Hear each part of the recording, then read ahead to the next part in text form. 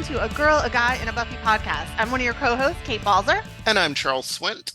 And we're so excited to have you with us today. So continuing in our season of pop culture for Buffy the Vampire Slayer, today we are talking language in Buffy the Vampire Slayer. So we're delving into Buffy's unique language, not only the character, but the show itself, and what that all means and how that really gets shown in the series. So talking a little slanguage, if you will. A little slanguage, I like that. Yeah. And just a reminder for anyone who's joining us for the first time, this is a totally spoilery podcast. We are discussing the series in its entirety. We try not to talk about other elements, but if we do, we mention that, there might be spoilers for some of the comic stuff, but mostly we focus on the show. But we do recommend, if you haven't watched the whole series and you don't want to be spoiled, finish watching the series and then come check us out. Yes. But if you're here for the first time and you have watched everything, welcome. Yeah, we're so glad you're here. And thank you to everyone who's returning each week to listen to us. You know who you are. So language. Language. Yeah. It's a tricky thing. So do you want to do some like level setting on language itself? Sure, absolutely. So I definitely did a little start in the traditional way with defining some words for myself as I was researching for this episode. And because a couple words kept coming up in some of the research I was doing related to slang in general and then specific to the language in the series. And those words were lexicon, jargon, and slang. And so all my definitions come from Merriam-Webster. And lexicon, well, let me say, I'm picking the definition that fits with the conversation today. A couple of these, the words had multiple definitions. So for lexicon, the one that we're really kind of looking at is the vocabulary of a language, an individual speaker or group of speakers or a subject, which definitely fits with Buffy. They certainly have their own vocabulary of language or lexicon. And then jargon, this is interesting. I kind of always use jargon and slang like interchangeably, but really jargon is more the technical terminology or characteristic idiom of a special activity or group. So it's not just general slang. It either pertains to a specific activity or work as well. Like you hear work jargon.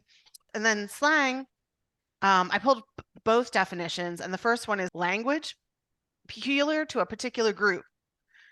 And the second definition is an informal, non-standard vocabulary composed typically of coinages, arbitrarily changed words, and extravagant, forced, or facetious figures of speech. Okay. Yeah. So in all of this discussion, I think I agreed. Like Buffy definitely has the show itself has a very rich lexicon. Yeah.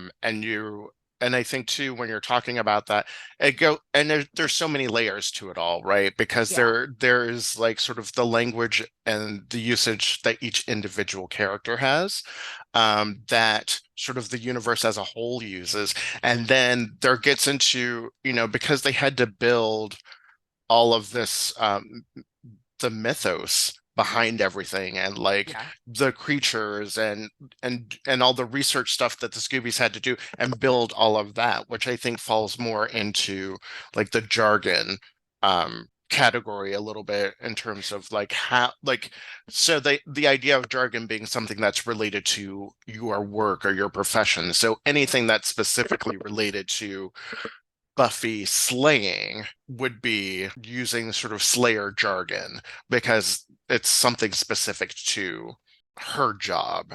Yeah, I would definitely agree. Yeah. So terms like Slayer and Watcher would be like jargon because it pertains specifically to her work. But then a lot of times they'll take those words and turn them into slang, like saying, going out and turning it into slayage, kind of becomes slang for the slaying. Like hellmouth, vamp, dusting, all like dust being, but like, dusting. And yet it's interesting because I think we think of the show more as a very slang heavy show, which it Hmm. is. But when you start to understand what the differences are between slang and jargon, you realize it's a very jargon heavy show as well. Right. And Um, they make the jargon sound slangy. yeah, And so like again, like that's how I think the ev- the evolution of language comes, because taking something out of jargon and making it into slang yeah. helps in that development. Yeah, well, kind of leading into that, one of the great resources I found in research, and this was just in language in general, it was a PBS resource for a page they called Do You Speak American? And there was a piece called The Power of Slang by Tom Dalzell. And just going to quote from it. Slang's primary reason for being to establish a sense of commonality amongst its speakers further ensues its widespread use. When slang is used, there is a subtext to the primary message. That subtext speaks to the speakers and listeners' membership in the same quote unquote tribe. Because tribe identity is so important, slang as a powerful and graphic manifestation of that identity's benefit. At the time, the primary message is not in the meaning of what is said, but in the very use of slang, a compelling example of how the medium can be the message. So what I think is interesting about that is the slang that develops in the series obviously binds the characters together, but it binds us viewers together because we know the slang. Like it becomes our language too. When you talk to other people, and if you were to use those terminologies or use the jargon, like we all understand each other and we know what it means and we know what it's coming from. Hmm. So it took it from building a community within the series to a building a larger community amongst the fans, which I think is just kind of really fascinating cultural phenomenon. Yeah. And it's interesting because like when you're talking about that shared usage and how we all sort of again it sort of goes back to the show itself, where there was a Slayer, the chosen one, the Hmm. Slayer, and then you introduce Kendra, and then she is also a Slayer, but she's not the Slayer. Yeah. And so how that goes on, and then when the potentials come in, and then they all become Slayers, they are all Slayers, but they are not the Slayer. There's no more like chosen one. So that jargon changes Right. around even the singular of that word Slayer or Slayers.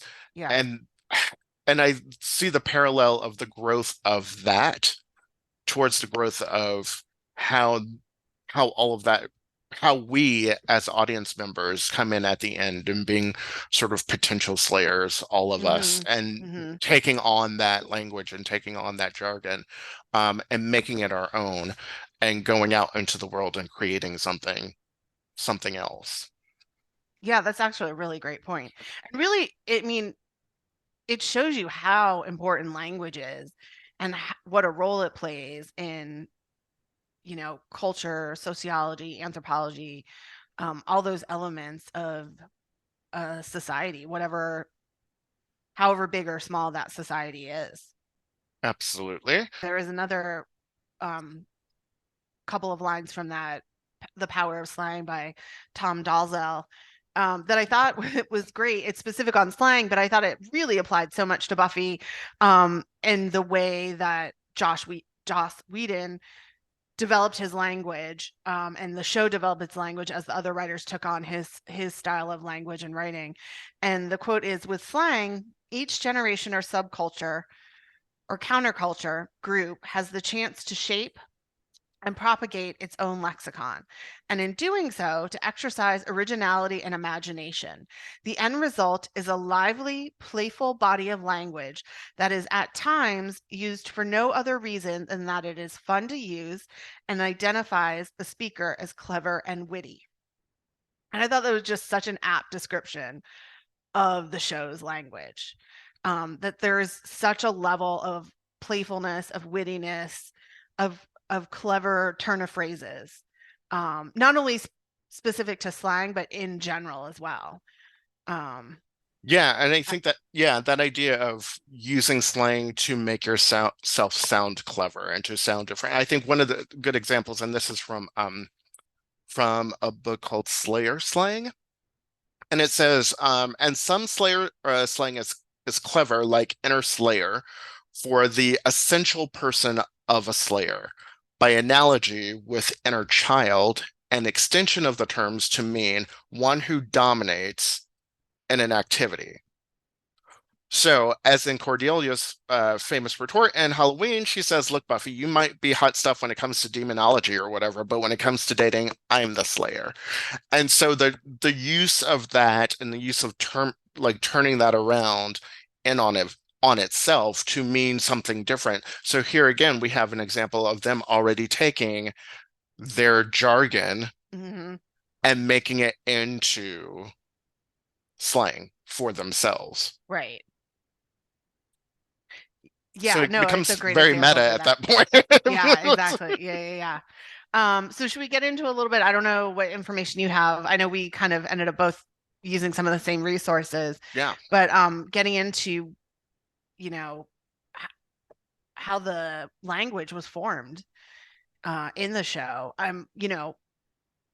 We both read some of the Slayer slang book, and in the introduction is written by Jane Espenson, one of the writers from Buffy, one of the great writers from Buffy, who was probably there for at least half the series. Yeah. I believe she came in season three. Don't I quote me on think that. I think so, but we can fact check that super quickly. um, but yeah, so she gives a great introduction to the book, and really gives some great insights in how the language of Buffy was developed. And basically, as we were saying, it really, at the heart of it, comes down to Joss Whedon. She was saying a lot of the words used is how he speaks. One of the things that he would do is truncating words. So, like, instead of saying necessary, he'd say ness. He'd also do a double negative. So instead of saying this person is untalented, or I'm sorry, this person is talented, he would say, not untalented. Um, so that's definitely, the where it all stems and starts from. That's the seed of the language, and the turn of phrase. But so some ways that they would build on the language of Joss Whedon was creative compounds. An example would be chock full o sanity, and then grammatically or phonetically complex lines. Like this quote from Willow: "A doodle, I do doodle, you too, you do doodle too." Which I can't read that line without laughing. It makes me laugh every time. It's so Um, and then juxtaposing casual language with dramatic import. So this is a line from Double Meat Palace. "The beefy layer is definitely people. Probably not the chickeny part, but who knows? Who knows?" Um, so I thought that was great, like insight into like how the language is built. Um, that we just sort of all absorbed and didn't probably think about, and um at a higher level, like how it was all put together. But I do think it's really interesting. And it's amazing how easy it is to pick up, because I definitely found myself, particularly when the show was on air and I was really hardcore into watching it, doing that myself, like adding, I know the one of the other big things is, adding an E or an EY to a word, adding AEG to a word. So like going from slay to slayage, or that's um now I can't think of an a Y word that the show used. And then there were, that kind of stuff. And I found myself doing that a lot, um, just yeah, automatically.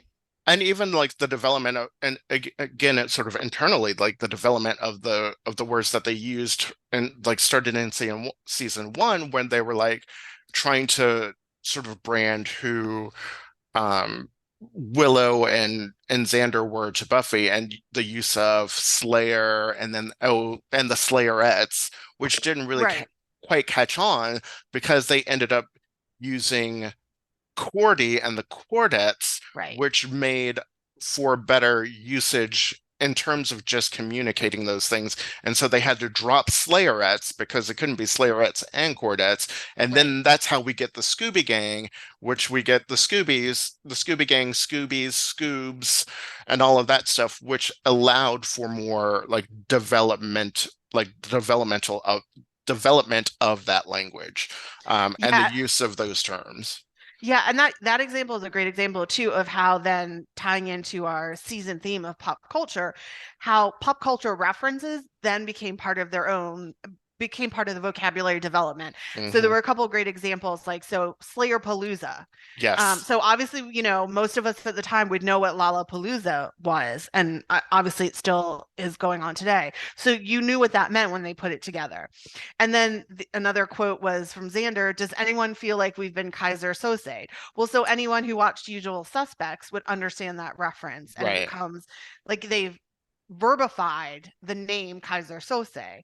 And right. then another example is the count of three isn't a plan, it's Sesame Sesame Street. Street, So right. again, we grew up on Sesame Street. Like you get that. And you also get like the whole, there's the count character in Sesame Street. And then there's the fact that like Sesame Street would be like, it's brought to you by the letter A and the number one, so Right. like And the that basic all of that is counting, built yeah. into that cultural references that then become part of the language and the vocab. So it codifies that sense of cultural community and identity even more. Well, and what a more fascinating and interesting way to say something Yes. like, okay, which is something that you do in every TV show, right? It's like, okay, we're gonna do this on the count of three. One, two, three. And usually the joke is like, do we go on three or after three? Right. Or like what like that's usually the joke, but it's like on the count of three, that's not a plan. It's Sesame Street. Like that gives it such a more richer context because you know Mm-hmm. that that's just the basics. Like, yes, of course we know we're going to go on the count of three. Like, why would we not? Because who goes on Right. like, unless you're a dancer, then you go on eight. But Right. you go on one or eight if you're a dancer. But otherwise, like everyone else goes on the count of three. So why Yeah. would you not? So yeah, it makes, and again, and it makes them sound smarter and Yeah. more. That almost sounded like a dumb sentence. It makes them sound more smart than, than they were. But it makes them, it elevates their language more. It makes them more informed and more Yeah. aware, and it separates them from being just these sort of vapid, self-absorbed teenagers. Right.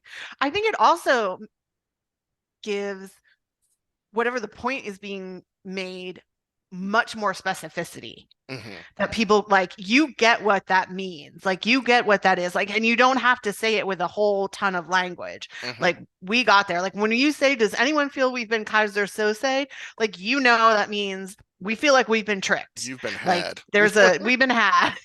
and And in a and way that's so, and in a way that is so specific. correct, That is exactly. so like specifically had, not just like, Yes, correct. yeah. Yeah, not just a general had, just not a general tricks. Right. Like if you've Like, seen the movie and you know what happens, like you get what that means. you're like, Um, man. yeah, I know. And then another thing that I also read for one of the ways that they use language is to condense information. Hmm. So that you, like we were saying, like you don't have to go on and on. You got it in those, few words or one sentence, whatever it is. And a great example, which I love, I like, and you understand this so perfectly, is at the end of Graduation Day Part Two, when Giles and Buffy are talking, and all Buffy can say is "fire bad, tree pretty." It's like you get it. She is so burnt out, like has no more brain power. Like, Giles, we cannot discuss this right now. I need to go home and take a nap for like the rest of the summer. And I've you're got like, right. I totally get that. I I know have been exactly how there. she's feeling. Like, I need nothing else. As there's like a fire burning, like fire bad, tree pretty. Yeah, Like that's it. Like that's exactly. it. Like these are the things in the shot. I can I know. acknowledge two things.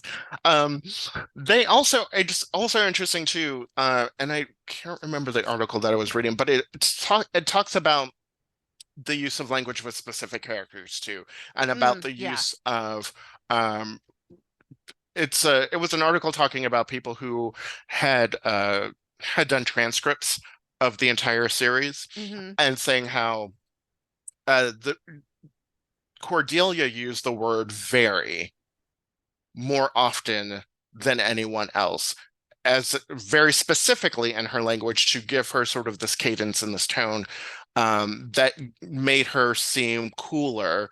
Or not very, she used so. Sorry, it was the word Oh, so. right. Yes, yes, She used the yes. word so to make her sound, different than everybody else. Where Willow doesn't have that same sort of lexicon. But then as the show goes on, Cordelia uses so less and Willow uses it much more. And then the use and just the use of British slang and terminologies and things like that with Right. Giles and Spike, but even Giles just using his word, he's the one who uses very and quite much more often in his Right. sentence structures than anybody else does. And then of course they both use bloody. But you Yeah. know, Well, and going back to the point of so with Cordelia, and then like you said, the shifting of her using it less and Willow using it more. When you take a step back and look at it, this two-letter word is being used to show confidence. Like yes, Cordelia is a leader. She knows her place. Like she has a good sense of who she is overall. And so, that is a sense of like she knows what's going on. She's going to tell you what's cool, what's not cool. And then as she kind of shifts away from let being away from becomes less superficial, excuse me. And not that Willow becomes more superficial, for her it means more confident. That use of language starts to flip, which is so fascinating. I mean, it's talk about like really understanding your show and your characters and having such a yeah, nuanced development that like even the simplest word as SO can tell you so much. yeah. It's really and I love this quote. I have to read this quote from Slayer Slang because I just thought it was so amazing. And it's from Karen Eileen Overby and Leighton Preston Motto. I think I'm getting that correct. And it says Buffy is able to survive longer than any other Slayer because she is embedded in language and because she embodies language. It is a very particular language with its own vernacular, but it behaves like all languages in that it creates, it compiles, it translates, it follows well-defined rules, it draws on shared knowledge, and it must be wielded with precision in order to be effective. Any Slayer can brandish a weapon, but for Buffy the Vampire Slayer, the tongue is as pointed as the stake. That's a great quote, and I think that is it nowhere is it more obvious than the Buffy bot, particularly the Yes. start of season 6, and Yep. that she cannot use language the way Buffy does. And that Exactly. is like, she may be decent at slang, but it just, that's why she's not Buffy. We took her punning for granted. Yep. So put that Mars, what is that? Put that marzipan in your Marzipan in your in your pie pie plate. plate. Bingo. Bingo. Yes, exactly. Yeah, it just Oh, I doesn't love have that. the That is so true. I mean, yeah. yeah, she's known for her punning. She's known for her, you know, witty sleigh remarks, um, which I love about her. Yeah, and and it's the thing that separate again, it is the thing that sort of separates her because no other when we watch, when we see Kendra, when we see Faith Slay, like they don't pun like Buffy puns. Like nobody Right, puns like Buffy does. right. No one can give you a zinger right before they stake you like Buffy Yeah, can. yeah. Um, and so and then and I th and she's and even Willow says, they ask like, well, why is that so important? Like why do we need to bother with all of that? And Willow says, well, I think it throws them off. Like I think it's the thing, it's her secret weapon. It's the thing that she like, when you're fighting somebody and they're like, throwing one-liners at you, it's gotta get in your head a little bit. Yeah. I think you could also make the argument that it shows her level of intellect. Not to say that, Kendra and Faith are not smart, Hmm. but I think that's the one thing that helps Buffy that we come to see as why Buffy stands out as such a phenomenal slayer is her ability to take that information and process it and really come up with some creative ideas. She has really great sense of intuition. And that's all part of like intellect. It's and Hmm. taking your experience and processing it. So I think elevating that through her language shows us um you know her intellectual abilities, and that she's not just like the weapon the council wants her to be, where she just goes out like a robot, slays, comes back. um and that's why she is the amazing slayer that she is, and why she comes up with all these ways to constantly defeat the big bads, and then changes everything by the very end of the show. Right.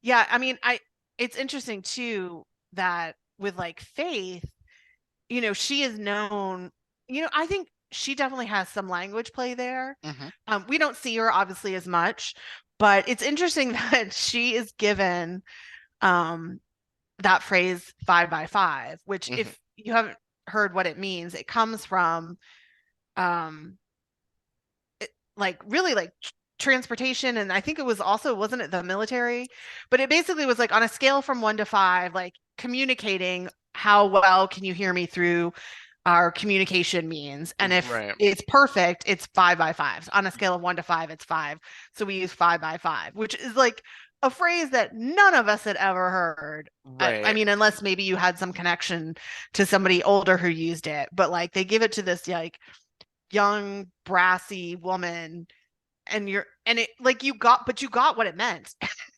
Right. Even And if you didn't know where it came from, like it was understood. But I think it's fascinating to like give her the way they gave her like this very actually jargon from it's very another jargon but for. from another workspace, another culture, and give it to her. And it's also like, you know beyond her age, and yet it totally works. Well, I think, and yeah, so yes, the 5 by 5 is it's about the clarity of the radio signal. That's it. Thank you. Yeah. So it's a measured a scale of 5 points. And then not not the dimensions of a square. Right. Correct. To clarify that. But but also, and truckers use it a lot too, Right. and CB speak. So I think that that's how I imagine Faith picks up Oh, on that's a really that. good point. I It's didn't like think her about travels that. across the countries. Maybe she hitchhiked with a trucker and heard the lingo. Yeah. Again, it's the jargon of the CB communication, of radio communication, that she probably picked up, from doing a sailor, or like, or being with a trucker or something like that. Um, but and we do know what it is. Kind of like we get it sort of, but even the Right. Scoobies do have to Question. have some question about it and clarify. And there's a time where she says, "Oh, well, how are you?" And she's like, "I'm 5 by 5." And Buffy says, "I guess that means you are of the good." Yeah. You Of know, the good. yeah. That is one I And would like so use all the time. yeah, and so again, having using this jargon that is now slang for somebody else has to be explained to the audience using slang and a Buffyism that the audience is familiar with. And that's just a whole like, what are we Yeah. doing here? Yeah. Yeah. And then even Willow goes like, "Oh, and Faith with her 5 by 5." What does that even mean? Like, she's so mad Exactly. about it. But funny, now that we fully explain where that 5 by 5 comes, when you think about it, actually, it's like a genius phrase to give to her. Yeah. Because, like, when you understand where it comes from, like you said, it gives you more into Faith's backstory Hmm. without spelling it out. Right. That this is a like Faith is someone who doesn't have a home, who's Right. been traveling around, and even when she comes into Sunnydale, and it's very unclear if she has been slaying vampires before she became a slayer, or if she like, or if in like the, couple of months that she became a slayer and got her first watcher came. Granted, if Buffy can have an adventure every week, so can Faith. So why, like, she Yeah. has lots of stories, and it's been several months. It would be basically like a season, like a half a season of slaying for Faith. Right. If she Um, wasn't discovered as a potential right, beforehand. if she wasn't discovered beforehand. Yeah. So you know, but there's sort of a even just that one saying gives her like this transient feeling. Yep. Yep. Um, Absolutely. Um, yeah, it's so amazing. It's so yeah. cool. One thing we could talk about, and I don't remember much being said on on this topic about Buffy, but I do remember everyone was saying this about Dawson's Creek, which premiered during the middle of Buffy's second season. And what they would say about the characters on Dawson's Creek, the teen characters, is they talked at a level that didn't feel like any teen talked at. It felt very adult. They were talking in these, on these big topics with these, big vocabulary that just didn't feel like teenage speak. And I think you could argue that about the Buffy teen characters. I mean, they certainly make, not so much maybe in the specific actual words used, but certainly all the references. I mean, yes, there's the like normal teen pop culture references that you'd Hmm. expect them to make. But I think even like bigger ones towards, literature or old movies that you wouldn't necessarily expect them to watch or other things. And to me, actually on both shows, it never felt weird because it felt like that's the conversations like me and my high school friends were having because we were reading stuff and we were discussing politics because you had to for school and it also interested us. So like all of that like quote unquote adult language or adult conversations never felt artificial, even though they were being written by like men in their 30s and then, or showrunners in their 30s along with their writers of varying ages.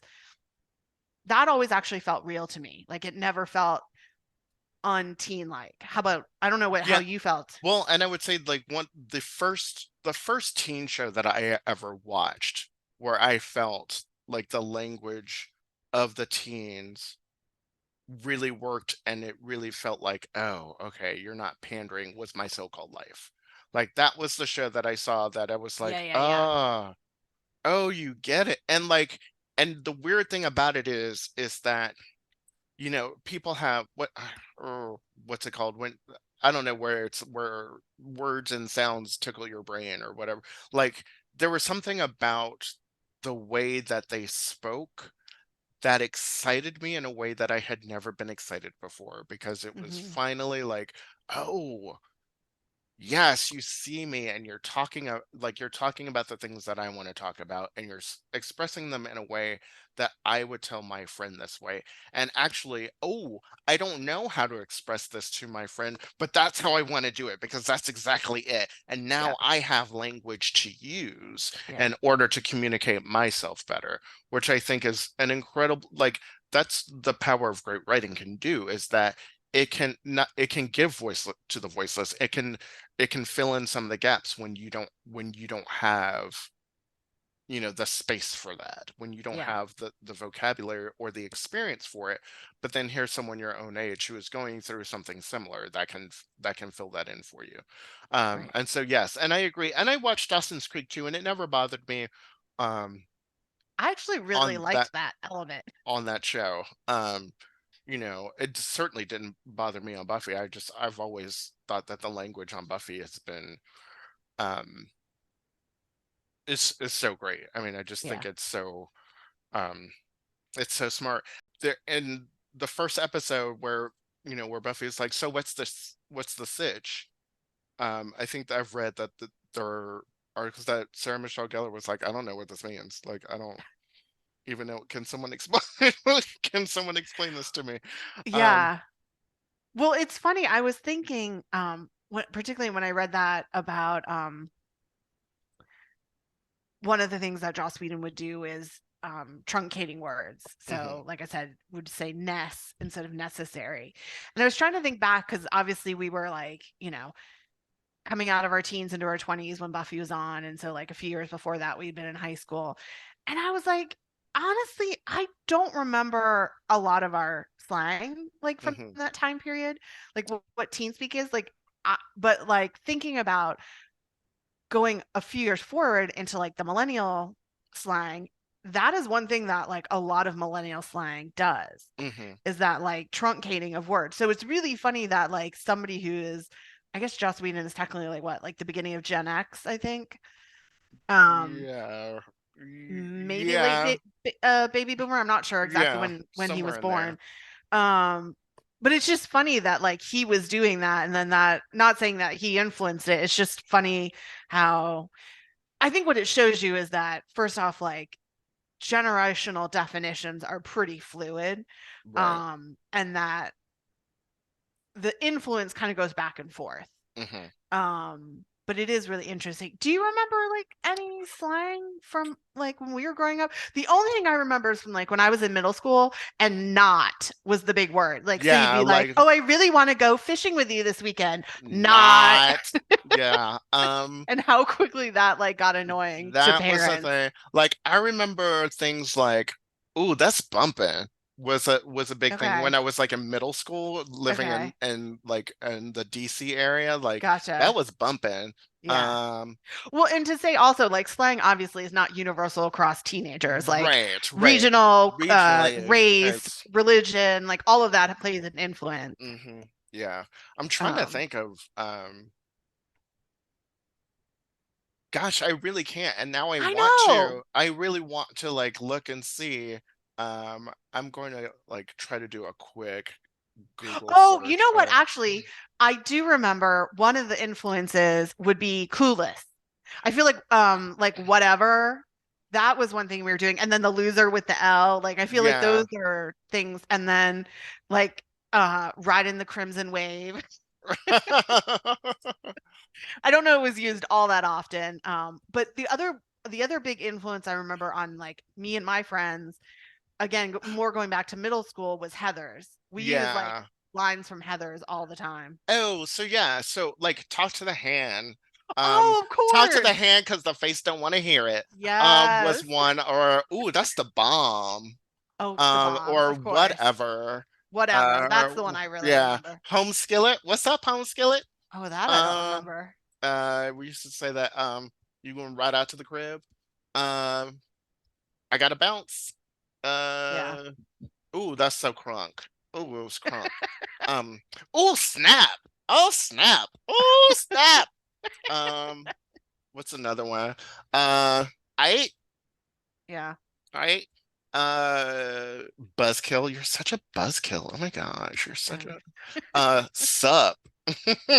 Oh. I got a dip. Uh, eat my shorts Oh yeah, that was from Bart Bart Simpson. Simpson. Yeah. Ooh, he's pretty fly for a white guy. Yeah. And booyah.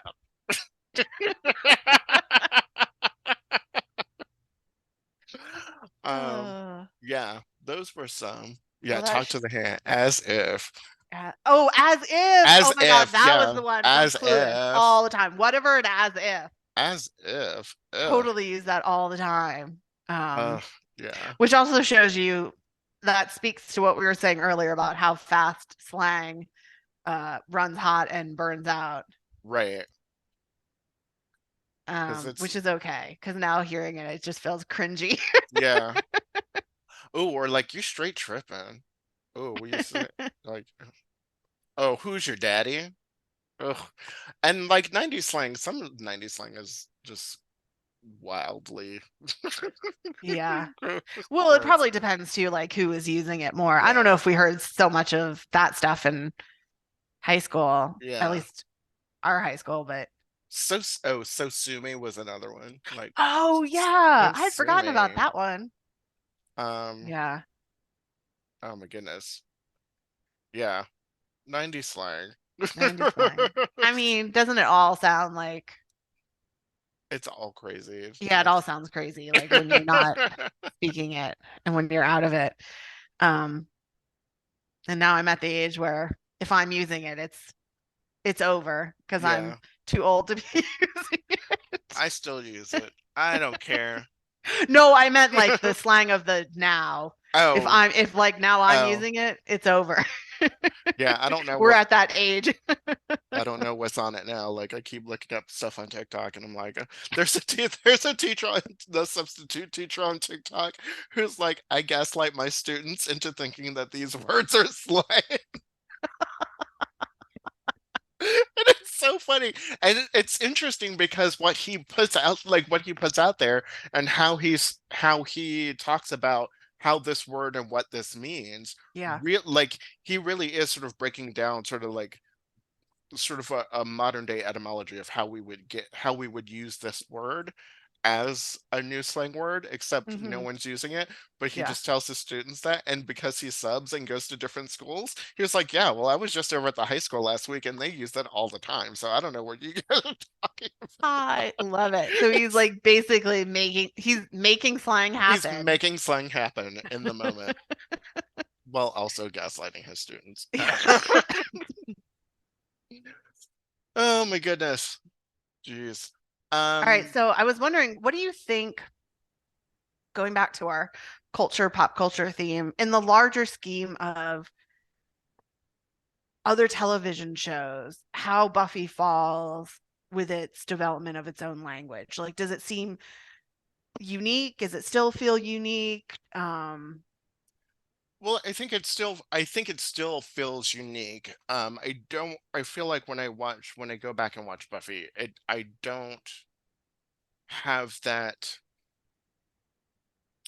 like there's a sense that, especially in Mhm. season one definitely feels like it's of a time. Oh, You know, agreed, it 100%. feels very much like this is the 90s, like Yeah. everything they do. But Not only 90s, but like specifically a certain group of in California. right. Um,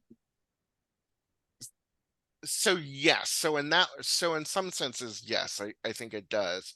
Um, it encapsulates sort of a time and a place Hmm. very nicely. That feels very nostalgic, in a good way for me.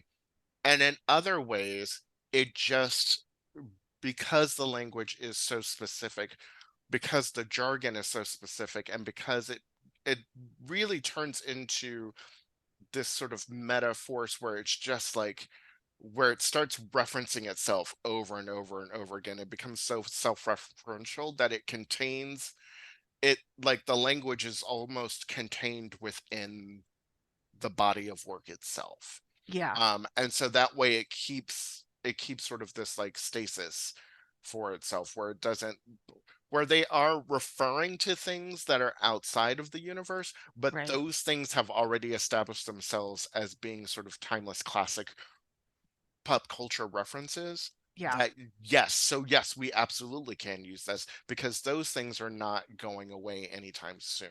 Like we right. can refer to them as the Scoobies because Scooby-Doo's been around since the 70s, and every kid has watched. There's always an iteration of Scooby-Doo running around Right. somewhere in the universe. So that's okay to use. And I think that's one of the things that they were smart about, was about using very specific pop culture references in the inclusion of the language, Hmm.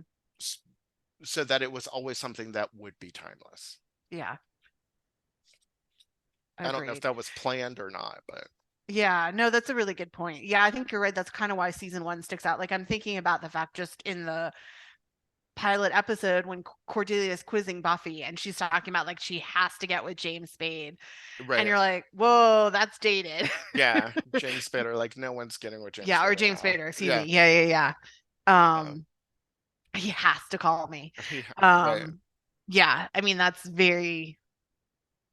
Like I mean, honestly, she's almost even 10 years out of date with with that that reference. reference, Like I yeah. would have used something more like Christian Slater Rob Lowe. or yeah, but yeah, he's to me James Spader as like a heartthrob is more like 80s. Yeah. So it's funny that it's already like dated. Yeah, that reference in of itself is already dated. And just that conversation that, Probably maybe why like season 1 can be more argument could be made that also is partly why season 1 can be more of a struggle for mhm, people. Um, it has its moments, but yeah. obviously it that does date it, which can make it hard to go back and rewatch amongst some of the other um aspects of it that, Mhm. Like what's that conversation that they have in the in the locker room after they find that. She's like, with Oh my Aurora, God, she's the like, super "What's the Valley Girl speak. what's the sitch?" Well, the Yes. chatter in the calf is they found a Yes. dead guy in the body, or a dead guy in the locker, Yeah. an Which I guess orb is locker. apparently more Joss Whedon speak, but the way the girls do it, it comes off very Valley Girl. Like, Yeah. yes. Well, the I, chatter in I the remember, calf. yes. It's so Yes. weird. When I started my rewatch this time around, yeah, that felt so weird. It was like, oh, this is jarring. This feels like And weird it and feels out wrong. of place, right? It It feels totally so feels so out out of of place. place because Yeah. that's not what we're doing here. That's Right. not the language that we're trying to do. So it does. So I think Yeah. especially those first few episodes feel Yeah. very, that first episode in particular. Right. But there are other episodes in season 1 where everything just feels a little bit forced and feels a Hmm. little bit out of place. Yeah. But by season 2, definitely we have, and even probably even earlier than that, we really start to find a rhythm for the language. Yeah. Yeah. That, I mean, the pilot really stands out. Like, you don't feel as much of that out of sense of out of place with the language moving into the main part of the season compared to the pilot episode, that's for sure. And then it only gets better as this series goes on. I was thinking in the larger cultural context as well, comparing Buffy to other shows, in that how it develops and uses language feels fairly unique compared to other shows. I mean, I do think there are other shows out there that use, language well. I'm not saying they don't, but again, this is really just speaking to things I've read and heard said by cultural critics, um, you know, anything written about pop culture, television. The two that I think of when it comes to being written about their language, Buffy is one, the other show is Deadwood. Mm, Again, and I'm sure you could probably speak to it Mad Men as well, but the way the Mad Men is, I think it's a little bit different from the way these two shows are. Whereas these two shows are very much about the language and what is said and how the phrasing is done is so specific and so um, technically developed that I just don't see in a lot of other shows. Even like other great dramas that have been right. developed, Well, it's not everything, a yeah, everything is so pedestrian. I mean, I think most shows are very pedestrian when it comes to that.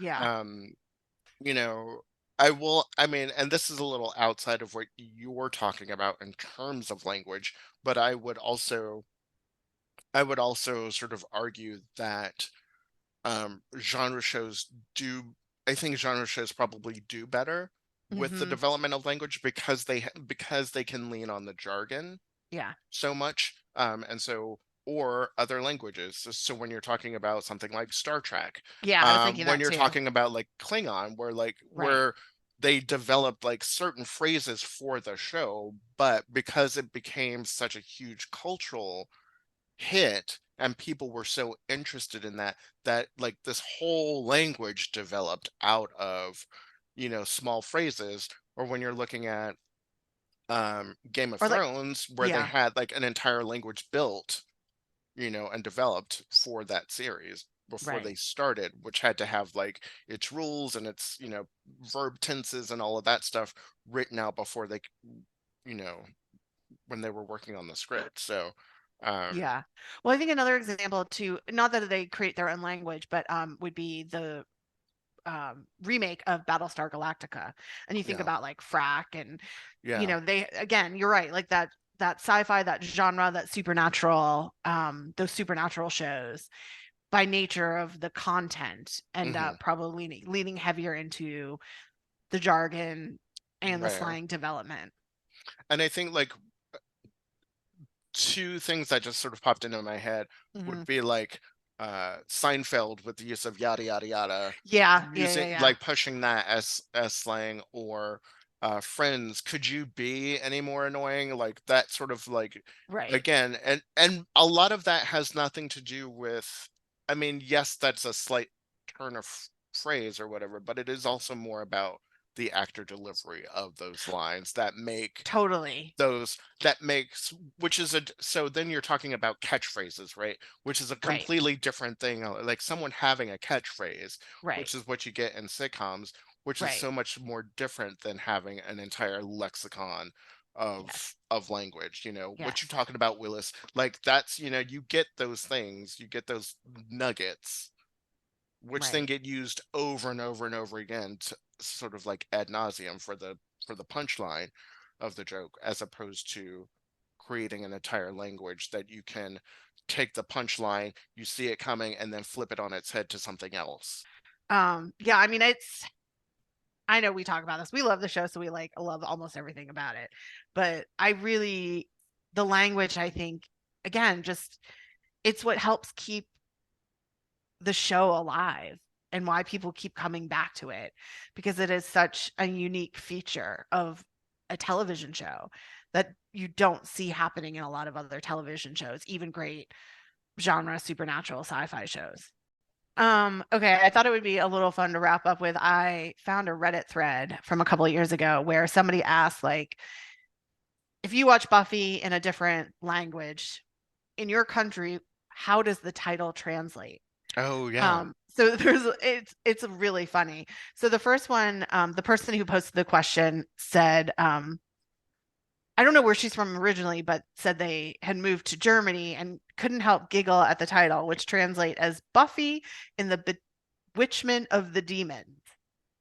And the bewitchment of the demon. Yeah. Okay. Okay. And then she's and then apparently wherever this person comes from, which they didn't say what their home country is, the title translates to Buffy against the Vampires, which that's not a bad Buffy translation. against the vampires. Okay. Yeah. So a person from Norway said that this is not an exact translation. This is as poetic as they could put it. But apparently, if you translate the Norwegian title to English, it's Buffy, Nightmare of the Vampires, Okay. which I was like, that's pretty good. Okay. As the person said, it works well with the line, I'm the thing monsters have nightmares about. Right.